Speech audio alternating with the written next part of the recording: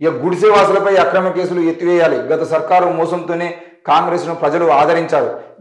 ఇళ్ల స్థలాలు ఇచ్చే వరకు పోరాటం చేస్తాం. సిపిఐ కేంద్ర కమిటీ సభ్యులు జి నాగయ్య. కరీంనగర్ జైల్లో నాయకులను పరామర్శించిన పార్టీ రాష్ట్ర నాయకత్వం. జగిత్యాలలో పేదలు కార్యకర్తలతో సమావేశం.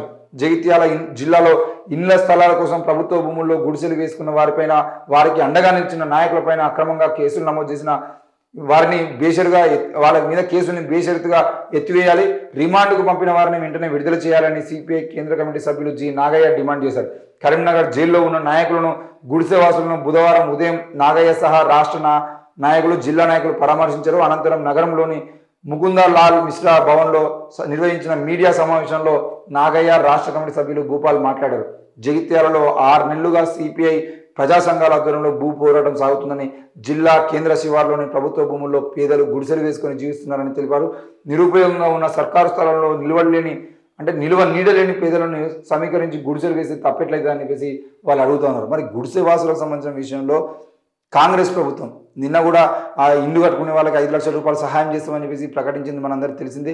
మరి ఏది ఏమైనా కూడా గుడిసె వాసులకు సంబంధించిన విషయంలో బీఆర్ఎస్ పార్టీ అధికారంలో ఉన్నప్పుడే దేశవ్యాప్తంగా, ముఖ్యంగా రాష్ట్ర వ్యాప్తంగా సిపిఐ పార్టీ ఏనాడు చేస్తున్న పోరాటం ఏదైనా కూడా గుడిసెలేసుకున్నటువంటి స్థలాన్ని వాళ్ళ పార్టీ నాయకులకు, లేదంటే వాళ్ళ పార్టీ హాల్లో కోసమో, వాళ్ళ పార్టీ నిర్వహించేటువంటి కార్యక్రమాలకు సంబంధించిన విషయంలో మీటింగ్లు పెట్టుకోవడానికి వాళ్ళు ఏనాడు అక్కడ గుడిసెలో వేసి ఆ భూమిని కబ్జా చేయాలి.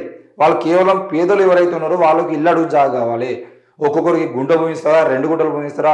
ప్రభుత్వం గుడిసెలు వేసుకున్న తర్వాతనైనా స్పందించి అది ఎంతో కొంతమందికి వాళ్ళు ఇచ్చేటువంటి అవకాశం ఉంటాయి అనే ఆశతోని ఈరోజు సిపిఐ నాయకులు కానీ, సిపిఎం నాయకులు కానీ, కమ్యూనిస్టు నాయకులు అందరూ కూడా గుడిసెలు వేసేటువంటి కార్యక్రమం చేసి ఆ గుడిసెలు వేసినటువంటి భూముల్ని పేదలకు పంచడానికి ప్రయత్నం చేస్తున్నారు. మరి అది ఇవాళ నుండి స్టార్ట్ అయిందా అంటే ఏనాటి నుండి చేస్తున్నారు కమ్యూనిస్టులు. మరి ఈ రోజు కూడా కొనసాగుతూ ఉంటే మరి కాంగ్రెస్ పార్టీ అధికారంలోకి వచ్చిన తర్వాత మేము ప్రజాపాలన కొనసాగిస్తామని చెప్పేసి మాట్లాడినటువంటి కాంగ్రెస్ ఈరోజు గుడిసెవాసుల మీద కేసులు పెడుతూ వాళ్ళకు సహకరిస్తూ పోరాటం చేయాలని నేర్పించిన వాళ్ళ మీద కూడా కేసులు పెడుతున్నారు. అంటే మళ్ళీ ఇది కూడా బీఆర్ఎస్ పాలన కొనసాగిస్తుంది. ఈరోజు ఆనాడు బీఆర్ఎస్ పాలకులు ఎవరైతే ఉన్నారో వాళ్ళు ఏ విధంగా అయితే కమ్యూనిస్టుల మీద కానీ, ఉద్యమాలు చేస్తున్న వాళ్ళ మీద కానీ, భూ పోరాటం చేస్తున్న వాళ్ళ మీద కానీ, గుడిసెలు ఇస్తున్న వాళ్ళ మీద కానీ, ఎవరి మీద అయితే కేసులు పెట్టి అక్రమంగా వాళ్ళని జైలు పంపించడానికి ప్రయత్నం చేశారో అదే పని ఈరోజు కాంగ్రెస్ పార్టీ కూడా చేస్తుంది. మరి కాంగ్రెస్ పార్టీ తప్పకుండా రానున్న రోజుల్లో ఇలాగే చేస్తూ పోతే భారీ మూల్యం తెచ్చుకునేటువంటి అవకాశం ఉంటుంది.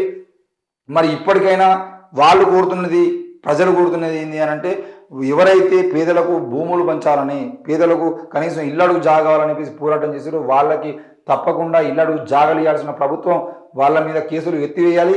వాళ్ళకి ఇల్లడుగు జాగలియాల్సిన అవసరం కూడా ఉందని చెప్పేసి మనం కూడా కోరుతా ఉన్నాం.